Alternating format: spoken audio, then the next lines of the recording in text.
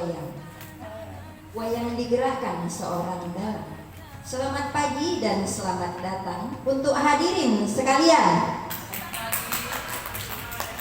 Bangun tidur tak lupa sarapan, sarapan makan sayur ketupat. Kalimat salam saya ucapkan kepada hadirin yang terhormat. Assalamualaikum warahmatullahi wabarakatuh. Salam sejahtera untuk kita semua.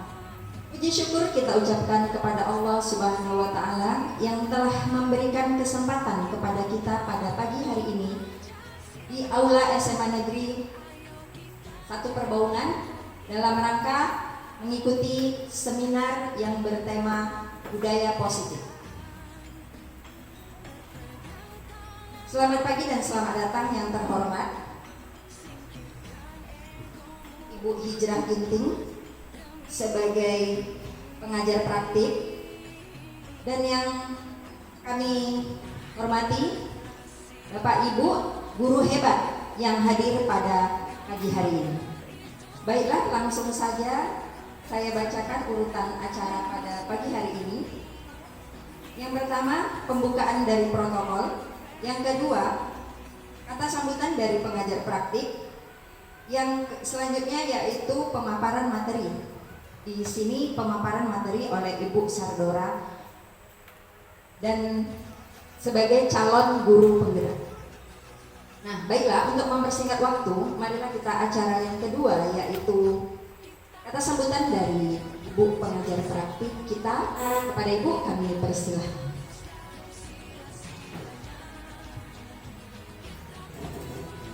Baik, Assalamualaikum warahmatullahi wabarakatuh. Selamat pagi Bapak Ibu sekalian. Gak punya pantun saya, coba balas ini. Insyaallah.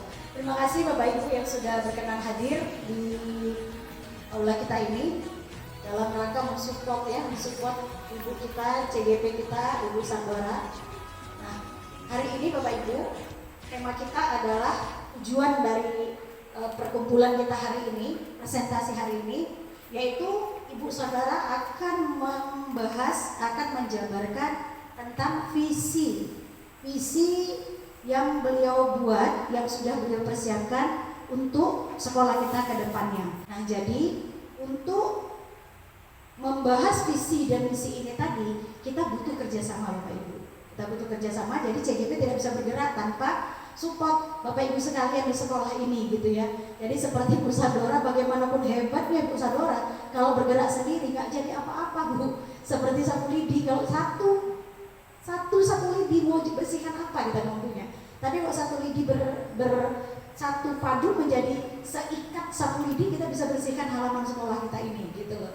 Nah, jadi waktu dan tempat hari ini saya persilakan kepada Ibu Sardora untuk menjabarkan visi apa yang sudah dibuat beliau. Apakah nanti di dalam forum ini juga kita ada diskusi, apakah visi yang ada di sekolah ini sudah mumpuni untuk beberapa tahun ke depannya, sudah bagus, perlukah kita perbaiki gitu ya, perlukah kita perbaiki atau sudah bagus, itu aja yang mau kita pakai ke depannya. Nanti kita dengarkan sama-sama apa yang akan disampaikan oleh Bu Sardora. Terima kasih. Waktu dan tempat kami mohon kerjasamanya kepada Bapak Ibu semuanya. Kita dengarkan bersama-sama apa yang akan dijabarkan oleh calon guru penggerak kita, Ibu Sardora. Waktu dan tempat saya persilakan. Terima kasih. Assalamualaikum warahmatullahi wabarakatuh.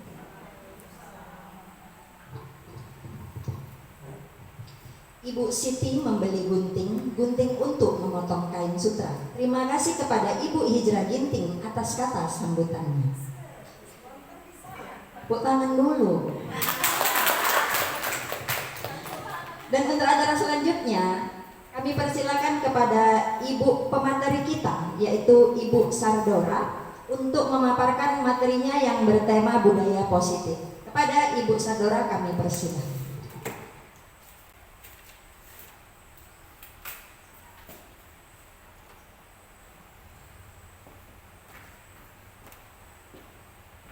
Oke.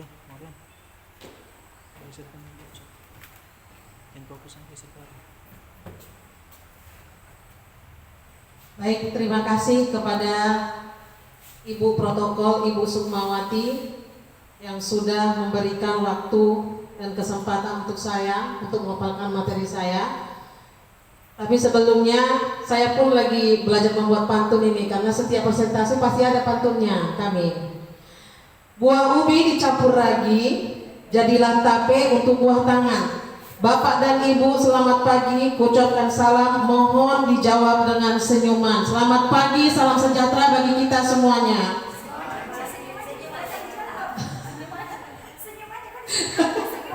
Oke, terima kasih. Diseminasi budaya positif. Kenapa saya katakan diseminasi? Karena saya ingin mengimbaskan apa yang saya tahu, membagi informasi, bukan menggurui ya Bapak Ibu. Saya hanya ingin memberikan informasi yang saya tahu tentang budaya positif dan yang mana mungkin Bapak dan Ibu guru hebat sudah mengetahuinya. Baik, kesepakatan belajar yang pertama, seluruh peserta memiliki kesepakatan untuk berpendapat. Yang kedua, berpikir terbuka dan saling menghormati. Ketiga, jika ada satu peserta berbicara, maka peserta yang lain mendengarkan. Keempat, berpartisipasi penuh dan mengikuti sosialisasi dengan perasaan yang gembira.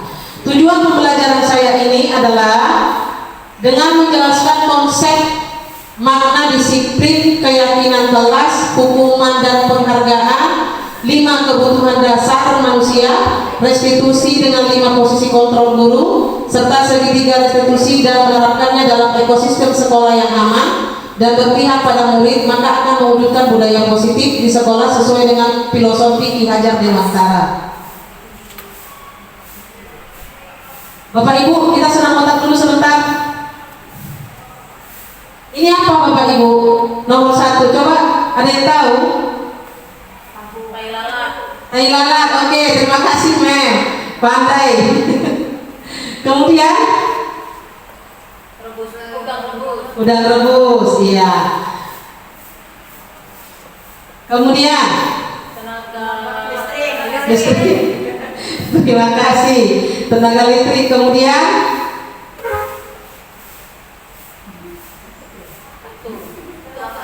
buang air. Terima kasih Bu Dona. Kemudian minta uang. Terima kasih Mem. Kemudian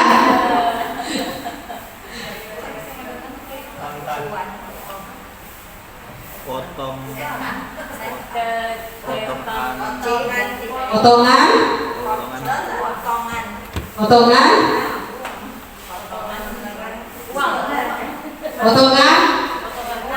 harga. Dan yang terakhir adalah senam hotel. Ya, terima kasih.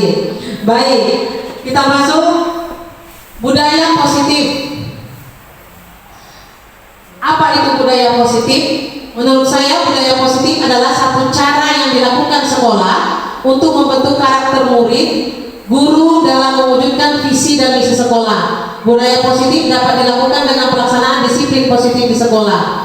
Sebagai seorang guru harus memiliki kemampuan dan strategi dalam menciptakan dan mewujudkan budaya positif di sekolah atau di kelas. Budaya positif dapat terwujud dengan menerapkan konsep inti seperti disiplin positif, motivasi perilaku manusia, hukuman dan penghargaan, restitusi, posisi kontrol guru, pembuatan keyakinan kelas, segitiga restitusi, dan penyelesaian masalah.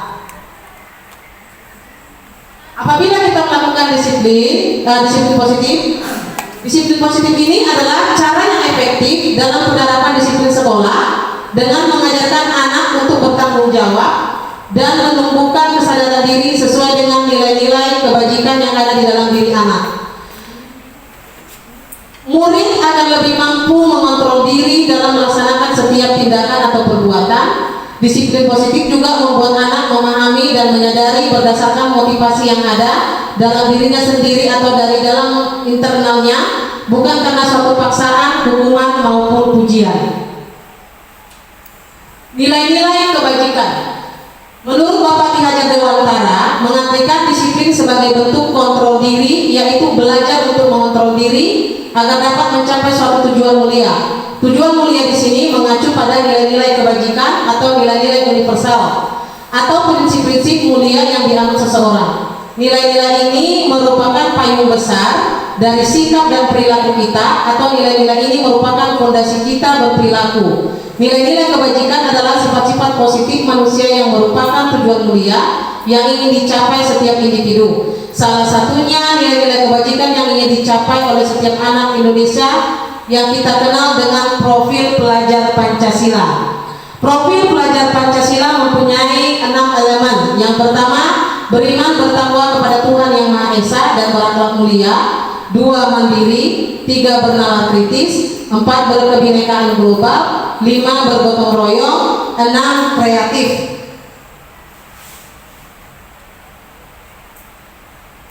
Inti yang kedua adalah motivasi perilaku manusia. Ada 3 motivasi perilaku manusia. Yang pertama, untuk menghindari ketidaknyamanan atau hukuman. Yang kedua, untuk mendapatkan imbalan atau penghargaan dari orang lain. Yang ketiga, untuk menjadi orang yang mereka inginkan dan menghargai diri sendiri dengan nilai-nilai yang ada dalam diri mereka yang mereka percayai.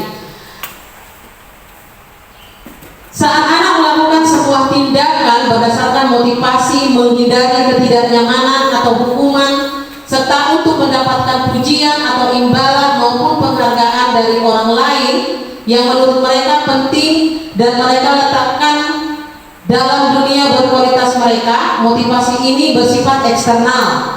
Akan tetapi ketika anak melakukan sesuatu karena nilai-nilai yang mereka yakini dan hargai, dan mereka melakukannya karena mereka ingin menjadi orang yang melakukan nilai-nilai yang mereka yakini tersebut, ini adalah motivasi yang akan membuat seseorang memiliki disiplin positif, karena motivasi perilakunya bersifat internal. Agar murid menjadi orang yang diinginkan, mampu menghargai diri sendiri dan mempunyai nilai-nilai kebajikan dalam dirinya, maka seorang guru harus menghindari hukuman, menghindari pemberian penghargaan, sehingga motivasi eksternal tersebut dapat diminimalisir. Jadi Bapak Ibu, anak-anak itu tak perlu kita memberikan hadiah di dalam kelas. Karena kalau semakin kita memberikan mereka hadiah, oke, siapa yang selesai mengerjakan tugas duluan, ibu akan berikan ini. Terakhirnya mereka hanya ingin mendapatkan hadiah itu saja, mereka rajin. Tapi kalau tidak ada hadiah itu, mereka akan kembali lagi jadi orang yang malas. Jadi motivasi inilah yang perlu kita lakukan nanti. Kebutuhan dasar manusia. Ada kebutuhan dasar manusia, yaitu ada 5 kebutuhan dasar manusia. Yang pertama, kebutuhan bertahan hidup. Kebutuhan bertahan hidup ini adalah kebutuhan yang bersifat fisiologis. Untuk bertahan hidup misalnya makanan, pakaian, istirahat, tempat berlindung, keamanan dan kesehatan. Jadi kalau anak kita sering tidur di dalam kelas, mungkin kebutuhan dasar hidupnya itu kurang. Maksudnya dia kurang tidur di rumah, sering begadang. Itu dia. Yang kedua, kebutuhan kasih sayang dan rasa diterima. Kebutuhan ini termasuk kebutuhan psikologis seperti rasa diterima, dipedulikan, berbagi, bekerja sama, menjadi bagian dari satu kelompok, dikasihi, mengasihi, disayangi, menyayangi, kebutuhan akan hubungan dan koneksi sosial, kebutuhan untuk berhubung dengan orang lain, teman, keluarga, pasangan, rekan kerja, kelompok, dan bahkan dengan binatang peliharaan. Jadi saya ada punya satu orang siswa di kelas 11-1, setiap ada tugas kelompok dia tidak pernah ikut. Jadi pas saya tanya dia, saya panggil ke dalam kelas, katanya, Bu, saya tidak ada satu orang pun yang menemani saya di dalam kelas itu. Ternyata dia butuh ini, kebutuhan atau kasih sayang dan rasa diterima. Tidak ada yang menerima saya di kelompok. Saya tanya kelompok A, kamu bukan di kelompok kami. Saya tanya di kelompok B, kamu bukan di kelompok kami. Jadi inilah kebutuhan dasar yang membuat dia menjadi tidak karuan. Dia tidak ada satu orang pun yang bisa menerima dia di dalam kelas itu, dalam kelompok. Kemudian kebutuhan dasar yang ketiga, kekuasaan dan penguasaan. Kebutuhan ini berhubungan dengan kekuatan seseorang untuk mencapai sesuatu. menjadi kompeten, menjadi terampil, memimpin, berprestasi, diakui dan didengar. Kebutuhan itu meliputi harga diri, keinginan untuk dianggap, dan meninggalkan pengaruh. Kebutuhan ini dapat dipenuhi melalui kegiatan-kegiatan seperti proyek, hobi, tugas sekolah yang menantang, kontekstual, relevan, belajar menjadi orang yang kuat, membuat pilihan positif, dan bekerja. Ini ada juga ya Bu ya, kalau ada siswa di dalam kelas itu, dia hanya jawabannya saja yang benar menurut dia. Jadi dia ingin dia seperti ingin menguasai di dalam kelas itu. Ada seperti ini. Inilah kebutuhan dasarnya yang perlu kita lihat. Yang keempat, kebebasan. Kebutuhan akan pilihan. Kebutuhan untuk bebas adalah kebutuhan untuk mandiri, otonom, memiliki pilihan, mengembangkan daya lenturnya, dan mampu mengendalikan arahnya sendiri. Kebutuhan ini terkait dengan kebebasan untuk memilih dan membuat pilihan. Kebutuhan bergerak, mencoba-coba, mengeksplorasi hal baru dan menarik. Jadi kalau siswa, makanya Bu, ini kan tidak ada lagi IPA dan IPS, tidak ada lagi. Jadi inilah dia kebutuhan kebebasan yang dibutuhkan anak. Dia bebas, dia mau pelajaran apa yang dia inginkan. Inilah dia Bu, kebutuhan tentang kebebasan. Dan yang terakhir, kesenangan.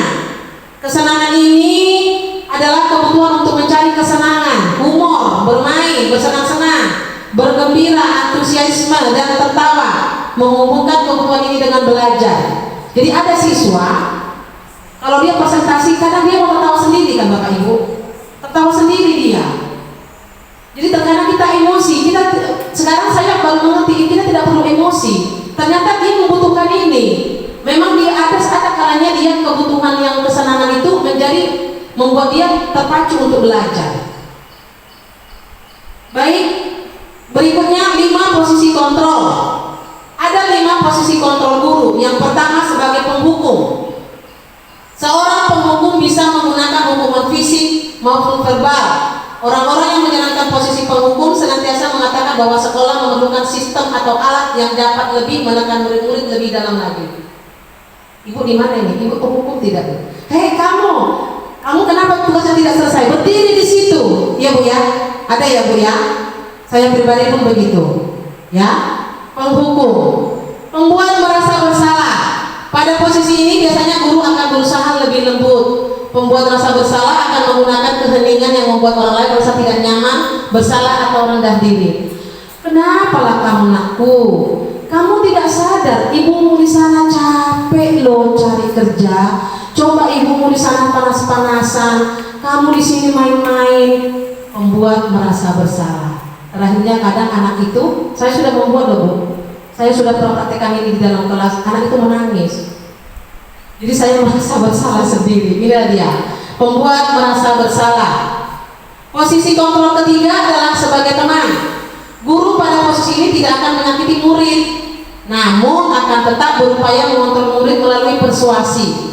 Posisi teman pada guru bisa negatif atau positif. Positif di sini berupa hubungan baik yang terjalin antar guru dan murid. Guru di posisi teman menggunakan hubungan baik dan humor untuk mempengaruhi seseorang. Kalau kita posisi sebagai teman kepada murid, maka apa yang terjadi? Sepelekan ya Bapak Ibu ya, akan sepele, benar kan? Keempat, pemantau. Memantau berarti mengawasi. Pada saat kita mengawasi, kita bertanggung jawab atas perilaku orang-orang yang kita awasi. Posisi pemantau berdasarkan pada peraturan dan konsekuensi. Dengan menggunakan sanksi, konsekuensi, kita dapat memisahkan hubungan pribadi kita dengan murid sebagai seseorang yang menjalankan posisi pemantau. Nakku, ibu lihat kamu setiap hari, setiap pembelajaran ibu selalu datang terlambat. Kamu kenapa? Kamu kemana? Pemantau, memperhatikan setiap gerak-gerik anak. Terakhir adalah posisi manajer. Posisi manajer ini adalah di mana posisi guru berbuat sesuatu bersama dengan murid, mempersilahkan murid mempertanggungjawabkan perilakunya, mendukung murid agar dapat menemukan solusi atas permasalahannya sendiri. Seorang manajer telah memiliki keterampilan di posisi teman maupun pemantau, dan dengan demikian bisa jadi di waktu-waktu tertentu kembali kepada kedua posisi tersebut bila diperlukan. Jadi manajer inilah Bu yang perlu kita kuasai. Posisi kontrol guru itu adalah sebagai manajer.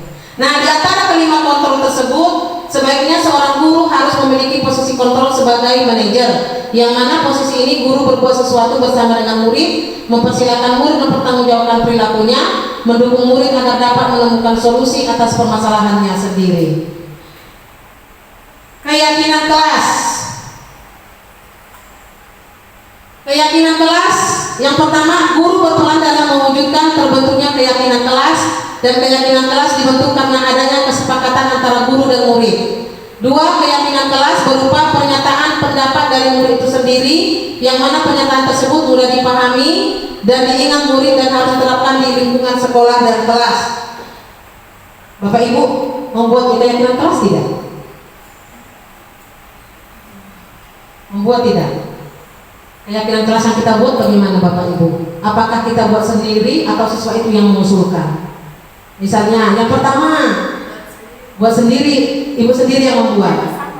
Bersama, iya, bersama dengan siswa.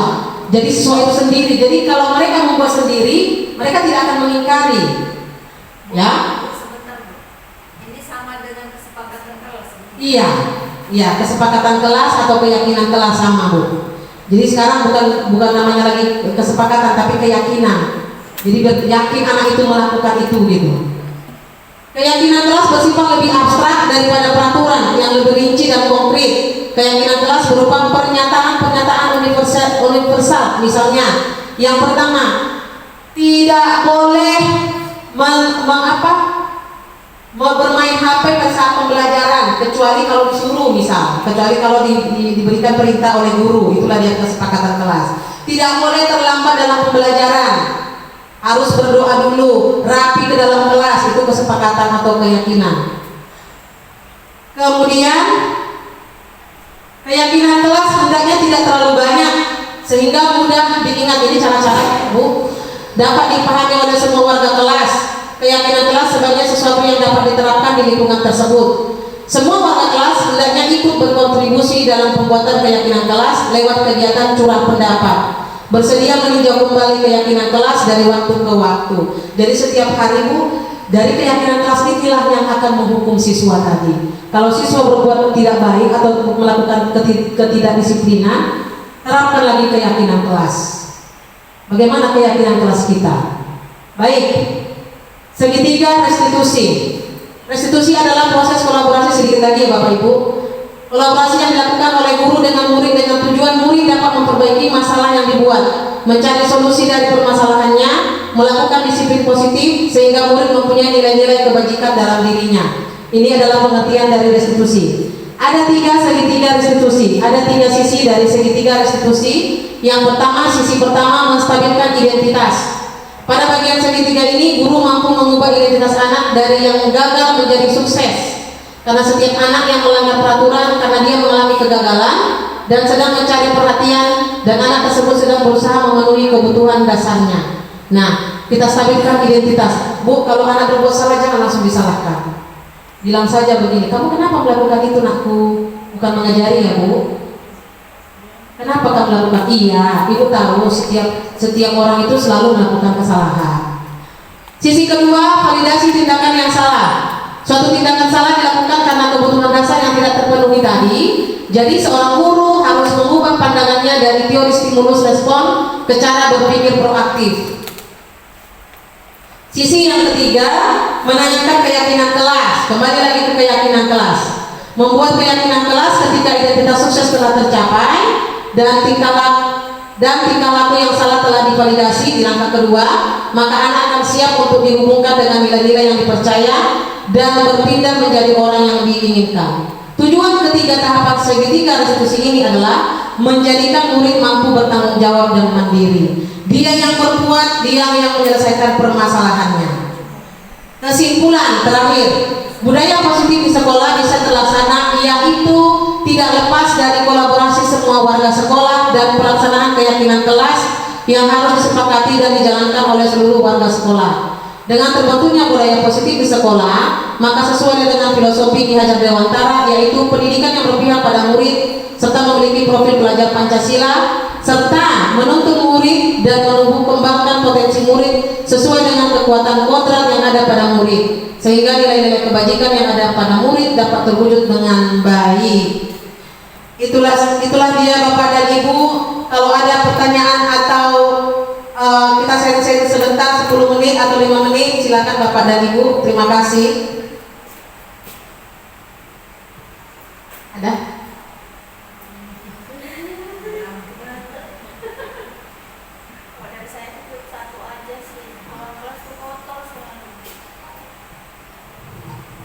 Kalau saya tuh nggak ngasih solusi sih, cuman maunya kita sama guru ya kan, sesama teman sejawat gitu.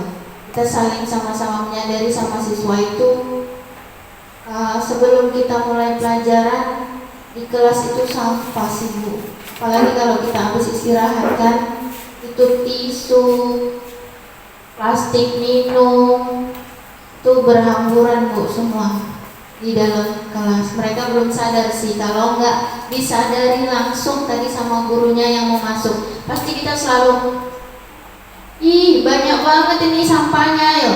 Tapi kita menyuruhnya itu nggak tanpa sadar, bilangnya siapa yang piket, pasti gitu kan Bu, siapa yang piket. Sebetulnya sih itu bukan hanya tugas piket, tapi kita tugas bersama kita sih. Itu aja sih yang saya harapkan sesama kita, tentang teman-teman sejawat sesama guru. Terima kasih. Ibu wali kelas? Tidak sih. Tidak. Bu, makanya tadi kan di kesimpulan ini paling atas ada di situ.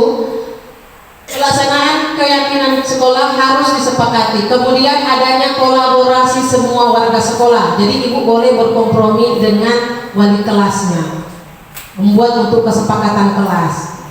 Jadi kesepakatan kelas itu anak-anak itu sendiri yang membuat. Kalau nanti di dalam kesepakatan kelas itu tidak ada dibuat tentang sampah, ibu bisa kasih pendapat. Bagaimana kalau kita buat begini nakku, pembersihan sampah, begitu. Makanya Bu, kalau usul saya bilang nanti sama wali kelasnya, keyakinan kelas itu dibuat, dipampangkan, dibuat di majes kayak seperti mading di depan kelas.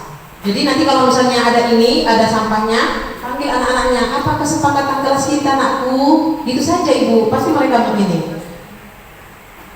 Itu apa saya, pendapat saya. Ada yang lain yang mau memberikan pendapat? Ada lagi Bu? Sudah, itu saja. Sudah, itu saja.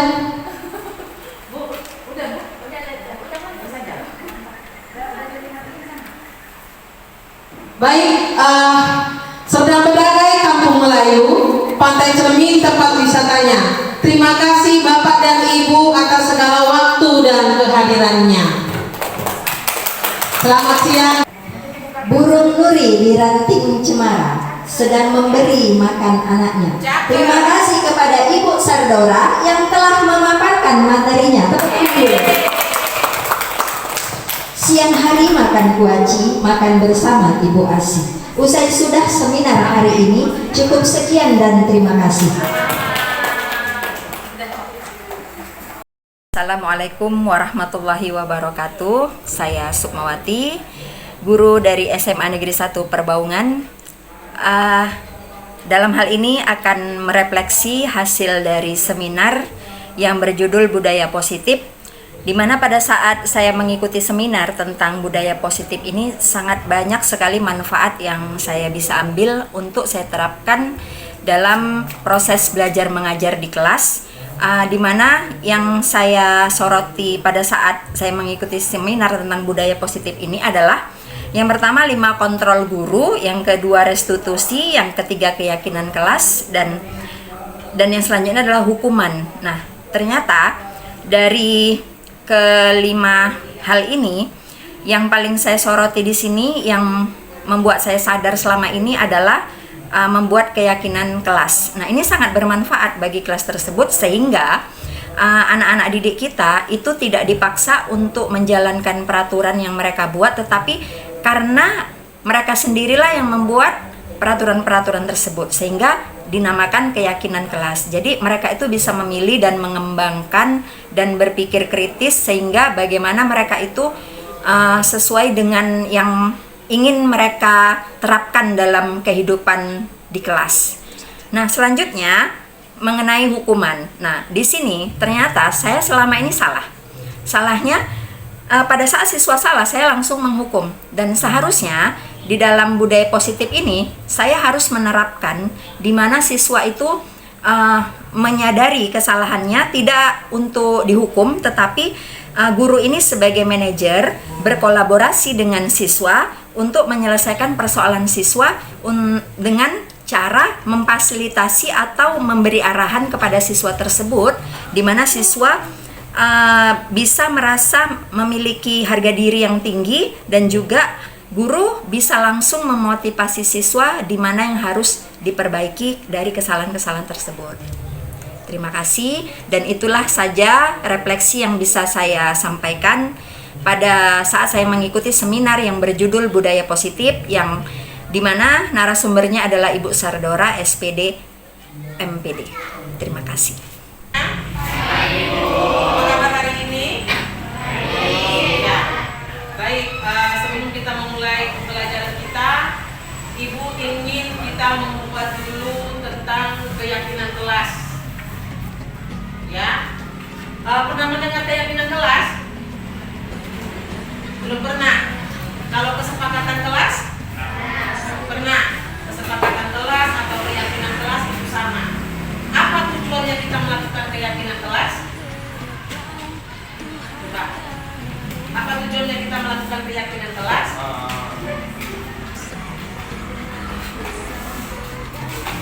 Agar kita bisa mematuhi setiap apa-apa yang sudah kita rencanakan nanti ke depan, baik dari segi pembelajaran, baik di sekolah, ya. Dan mungkin nanti ini akan bisa kamu bawa ke dalam ruang lingkup rumah, ya. Keyakinan kelas itu bukan suatu peraturan, tetapi itu antara kamu, kolaborasi antara kamu dengan ibu, yang mana keyakinan kelas itulah yang akan kita buat menjadi sebuah konsekuensi apabila kamu tidak menuruti keyakinan kelas itu, ya. Misal contohnya keyakinan kelas yang kita buat itu harus lebih mudah dimengerti. Kenapa lebih mudah dimengerti? Agar kamu lebih paham dan lebih mampu untuk melakukannya dalam kehidupan sehari-hari. Contoh kita buat apa? Contohnya seperti apa? Dalam pembelajaran ini kita bagaimana? Misal, tidak boleh terlambat masuk kelas. Itu sebuah keyakinan tidak? Ya, keyakinan untuk kesepakatan kelas. Jadi kalau seumpama kamu melanggar itu kamu konsekuensinya ada. Tetapi konsekuensinya itu bukan ibu yang membuat, tetapi semua, ya, semua warga kelas, ya kan? Baik.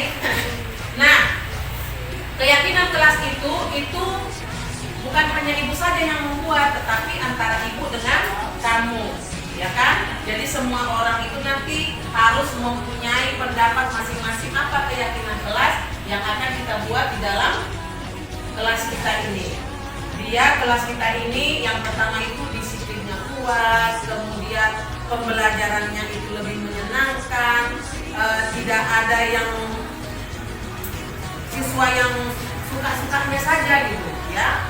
Tetapi kalau kita sudah membuat kesepakatan kelas, maka kelas kita ini akan secara otomatis bisa melakukan peraturan-peraturan sekolah, ya. Tapi ingat nak, keyakinan kelas itu tetap ada konsekuensi, tetap ada hukuman, tetapi hukumannya bukan dari sekolah, bukan dari ibu, tetapi itu dari kesepakatan atau keyakinan yang sudah kalian buat.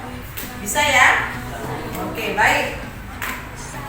Ini ada sebuah, nanti kamu tuliskan di sini apa kesepakatan kelas yang akan kalian buat atau keyakinan kelas yang akan kalian buat. Kemudian kalian tuliskan dan kalian tempelkanlah di mading. Ya, bisa ya, Ibu bagi ya. Ya, keyakinan kelas apa-apa saja, ya. Satu-satu orang, ya, satu-satu orang, satu saja nak, tidak usah banyak-banyak. Satu saja yang akan kamu buat. per orang.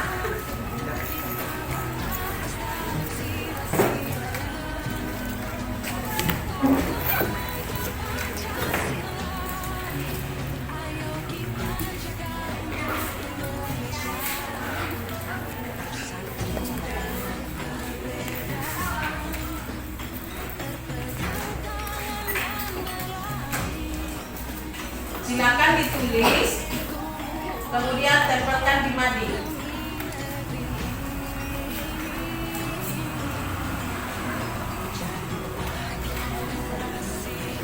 Ya, ini berikan waktu.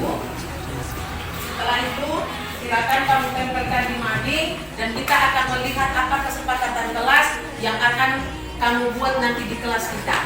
Jadi untuk pembelajaran berikutnya, baik itu bukan ibu yang mengajar atau mata pelajaran apapun yang guru yang lain yang masuk, tetap itu berlaku kesepakatan kelas. Ya, jadi nanti tidak ada lagi guru yang melapor ibu ini begini, ini begitu, tidak ya. Tetapi kesepakatan kelas itulah yang akan bisa membuat kalian lebih mematuhi peraturan sekolah. Silakan.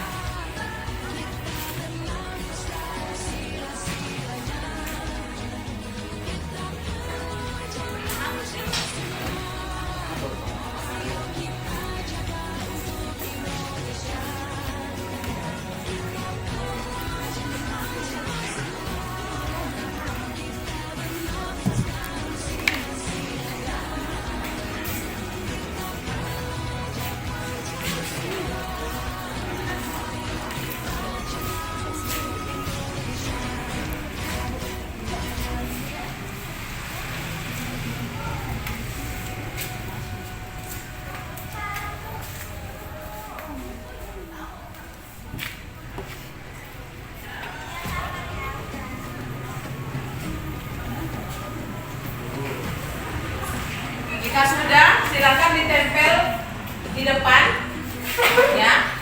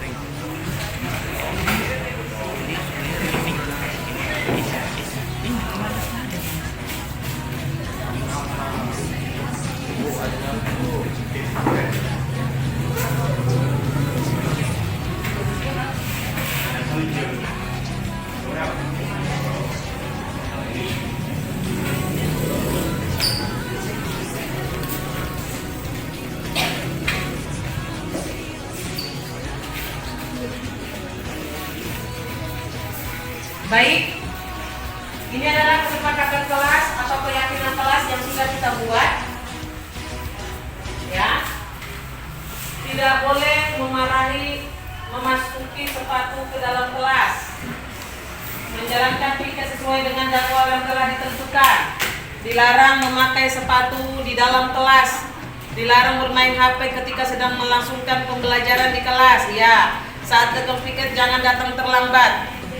Jangan makan di dalam kelas saat jam pelajaran. Harus jaga kebersihan, jangan buang sampah sembarangan. Ya, tidak keluar kelas saat guru tidak masuk, dan yang lain-lain. Baik, itu adalah keyakinan kelas yang sudah kamu buat, dan ibu minta kalau kamu sudah membuat keyakinan kelas, tentu kamu akan, ibu yakin kamu bisa melakukannya dalam kehidupan sehari-hari, baik di sekolah maupun di rumah. Karena keyakinan kelas itu bersifat positif, yang mana kalau hal-hal positif kita lakukan, maka yang kita dapatkan adalah hal yang positif. Maksudnya di situ hal-hal yang baik yang sudah kita terapkan dalam kehidupan kita sehari-hari, maka yang datang itu adalah hal-hal yang baik pula. Baik, sebagai tanda bukti kamu sudah menyepakati kesepakatan kelas kita ini atau keyakinan kelas, ibu minta kamu menandatangani ini. Ini adalah daftar kamu sudah menyetujui keyakinan kelas kita. Silakan setiap orang datang ke depan, ya, tanda tangani. Kita buat nama-namanya, kamu buat namamu, kemudian tanda tangannya, ya. Ini sayang. Ada.